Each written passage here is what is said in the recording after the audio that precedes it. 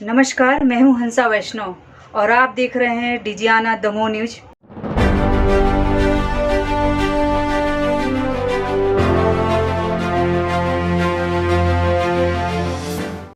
नमस्कार, स्वागत है आपका। मैं हूं डॉक्टर एल.एन. वैष्णव। अंशु उर्फ अंकित राय के हत्यारों को पुलिस ने गिरफ्तार कर लिया है। दो आरोपियों को पुलिस ने गिरफ्तार किया है। शोभित और शुभम राठौर नाम के ये दोनों आरोपी बताए जाते हैं। इन दोनों को पुलिस ने अपनी हिरासत में ले लिया। वहीं एक अन्य आरोपी फरार बताया जा रहा है। दमोह के पुलिस अधीक्षक सुकृति सोमवंशी ने इस संबंध में विस्तृत जानकारी दी है। उन्होंने पुलिस ने क्या क्या किया, किस प्रकार विवेचना हुई, किस प्रकार उसने इस हत्याकांड का खुलासा किया, आरोपियों तक कैसे पहुंचे, इसके संबंध में जानकारी दी। किस धारा में आरोपियों के विरुद्ध प्रकरण दर्ज किया गया है और पुलिस आगे क्या करने जा रही है, इसकी पूरी जानकारी दी है। पत्रकार वार्ता के दौरान पत्रकारों के प्रश्नों के उत्तर भी पुलिस अधीक्षक सुकृति सोमवंशी ने दिए। सजनी मोहल्ले में एक युवक की बॉडी मिली थी, जिसकी बॉडी पर चोट के निशान थे। उसको मौके पर पहुंचकर हमारी टीम ने विवेचना में लिया और उसमें एक मर्ग पंजीबद्ध किया था। पूरे मामले की विवेचना में और आगे की इन्वेस्टिगेशन को जारी रखते हुए हमारी टीम ने ये उसमें इशू क्रिएट किया कि एक व्यक्ति है जिसकी हत्या अंकु और अंकेश राय के रूप में पहचान होने के बाद दो युवक जो इसमें आरोपी हैं उनकी पादाशादी शुरू की गई।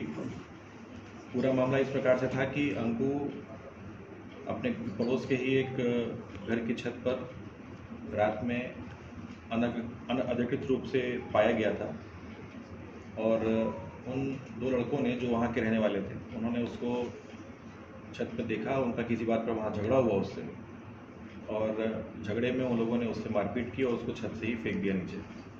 इस प्रकार से उसको काफ़ी गहरी चोट आई और वो ज़मीन पे काफ़ी देर तक पड़ा रहा। गुस्से में जो इसमें मुख्य आरोपी हैं शोभित और शुभम, इन लोगों ने जो घर में सिलेंडर होता है उसकी मदद से उसके सर पे चोट कारित की, जिससे उसके सर पे गंभीर चोट लगी है और वो उसकी वहीं पर उसकी मौत हो गई।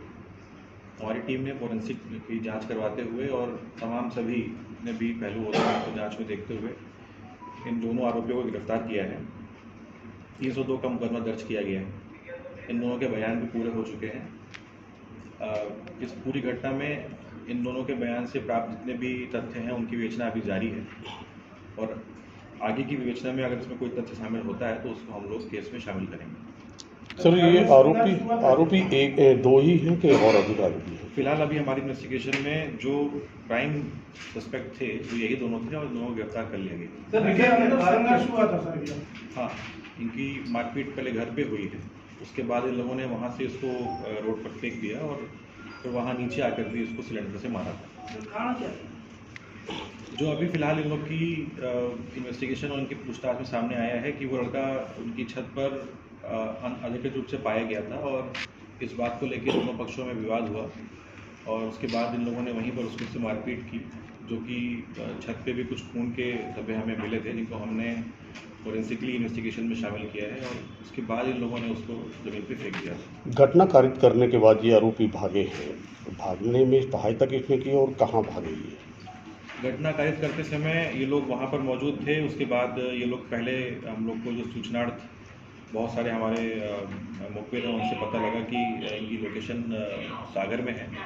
उसके बाद इनको हमने ललितपुर से एप्रीहेंड किया था।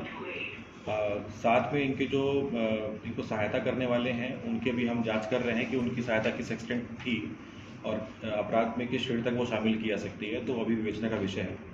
आगे आने वाले टाइम में उस पर भी हम लोग विचार करके निर्णय ले लेंगे।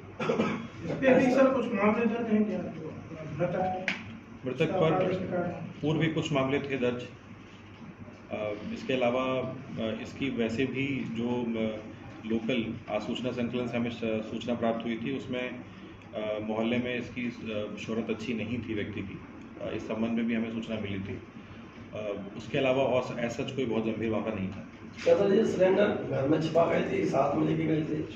मौके छिपा पर गया। मोबाइल वगैरह के जो पार्ट मिले थे, जैसे कैमरा लीड वगैरह जो मिले थे, मोबाइल भी वो किया। मौके से बहुत सारे साक्ष्य प्राप्त हुए हैं।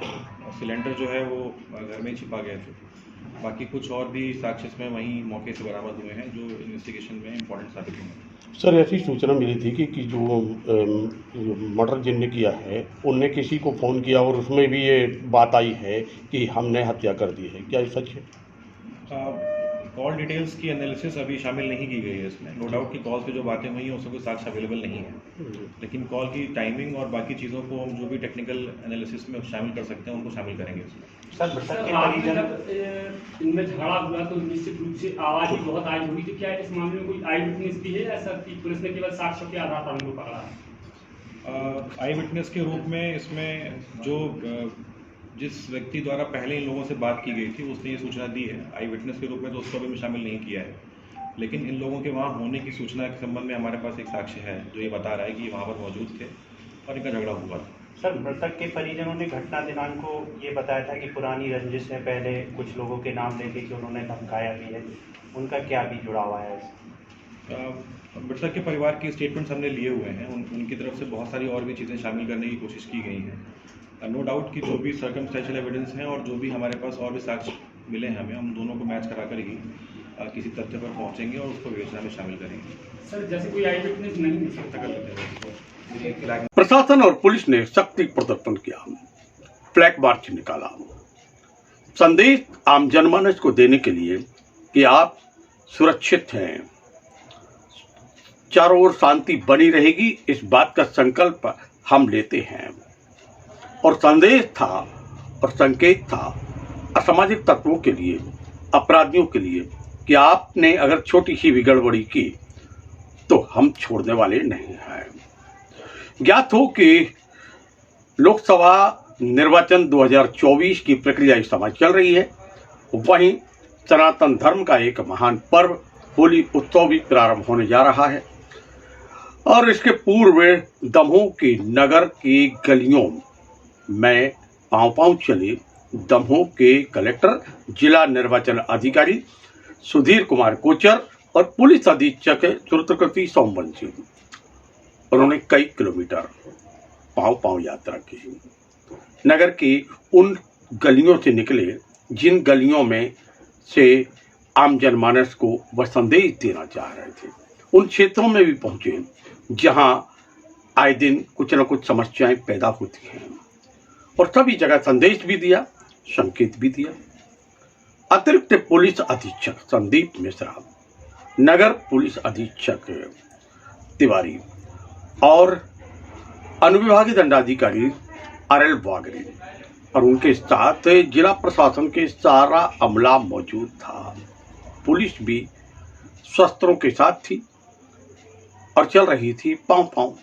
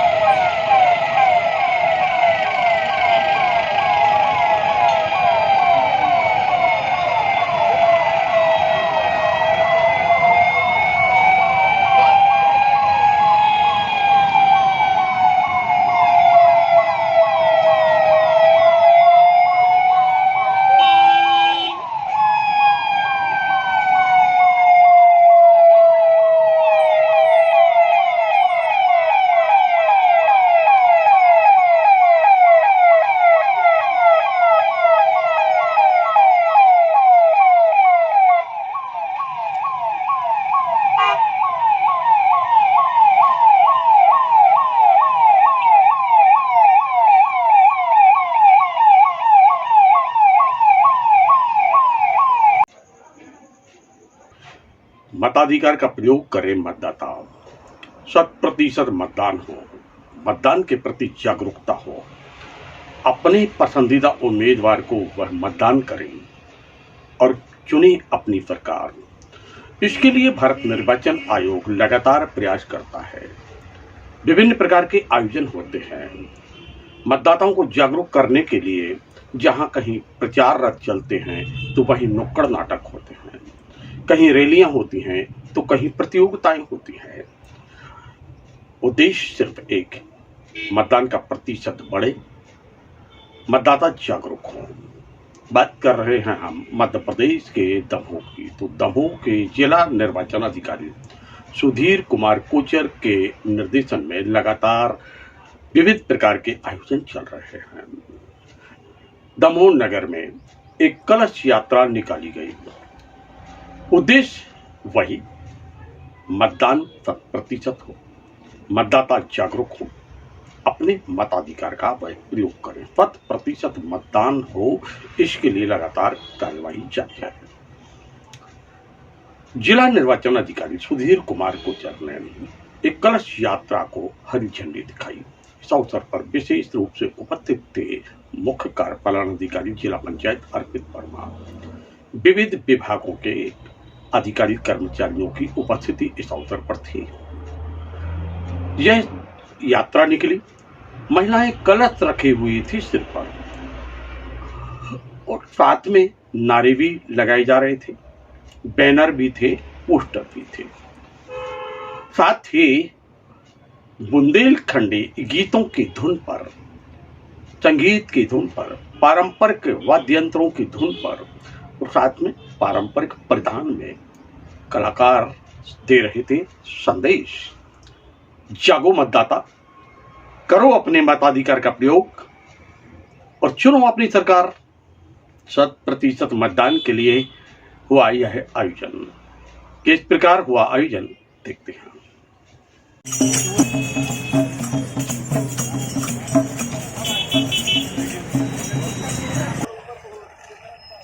स्वागत है, अभिनंदन है, स्वागत है, अभिनंदन है।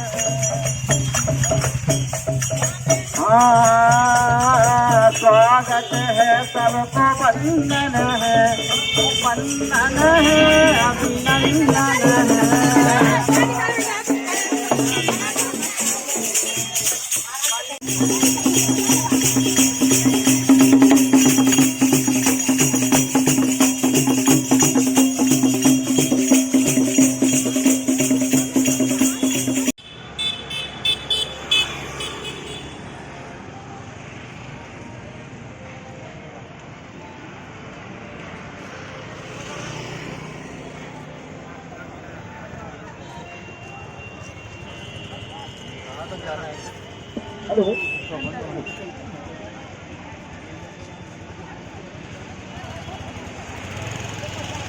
जैसा कि आप सब जानते हैं कि लोकसभा निर्वाचन 2024 निकट आता जा रहा है और हमारे दमोह लोकसभा क्षेत्र के मतदाता भाई बहन सभी अधिक से अधिक मात्रा में अपने घरों से निकलें और वोट करें, मतदान करें।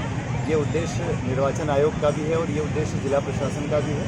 इसी उद्देश्य को ध्यान में रखते हुए निरंतर हमारे द्वारा मतदाता जागरूकता कार्यक्रमों का आयोजन किया जा रहा है। अभी कुछ दिन पहले भारत का नक्शा बनाया गया था और उसका ड्रोन फोटोग्राफी वगैरह की गई थी और लगातार इस तरह के कार्यक्रम चल रहे हैं। इसी श्रृंखला में हमने आज ये कलश यात्रा का आयोजन किया है, जिसमें आप देख रहे हैं बड़ी संख्या में हमारी महिलाएं, यहाँ की आदरणीय महिलाएं हैं सब, और वो सभी से अपील कर रही हैं कि सभी लोग अधिक से अधिक मात्रा में वोट डालें। तो भारत बेसिकली संस्कृति, परंपरा, कलाओं का एक समुच्चय है और यहाँ इन माध्यमों से, इन सांस्कृतिक और कलात्मक माध्यमों से यदि हम कोई हम संवाद करते हैं लोगों से, तो ये सीधे मैसेज लोगों तक पहुँचता है। तो इसीलिए यहाँ पर एक टीम भी साथ में चल रही है जो कि बुंदेली भाषा में गीत गा रही है निर्वाचन के लिए लोगों को जागरूक करने का। तो इसी दिशा में हमने प्रयास किया है, जिसमें एक बड़ी भूमिका हमारे सीओ जिला पंचायत की, क्योंकि इन्होंने ये स्वीप प्लान के प्रभारी हैं और इन्हीं के मार्गदर्शन में ये इन्होंने पूरा कुछ किया है। इनको मैं बधाई देता हूँ और इस अच्छे आयोजन के लिए शुभकामनाएं देता हूँ। क्या उद्देश्य रहता है सर इसका? जैसा कि आप सबको विदित है कि 26 अप्रैल को दमोह में लोकसभा निर्वाचन 2024 का मतदान है। तो इसी के तात्पर्य में लोगों को जागरूक करने के लिए, लोगों से अपील करने के लिए कि वो अपने मत का महत्व समझें और ज़्यादा से ज़्यादा संख्या में बाहर आकर अपने मतदान का प्रयोग करें। हम लोगों ने एक कलश यात्रा निकाली है जिसमें अधिक से अधिक संख्या में महिलाओं ने बढ़ चढ़ कर हिस्सा लिया है और ये महिलाएं ये संदेश दे रही हैं दमोह वासियों को कि आप लोग 26 अप्रैल को अपने मतदान के अधिकार का उपयोग अवश्य करें। ओ भैया ओ भैया ओ भैया रे वोट डाल रे गैया रे ओ भैया ओ भैया ओ भैया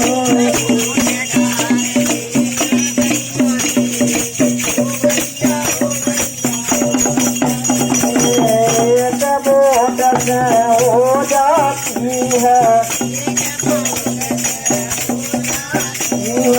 एक वोट हो जाती है।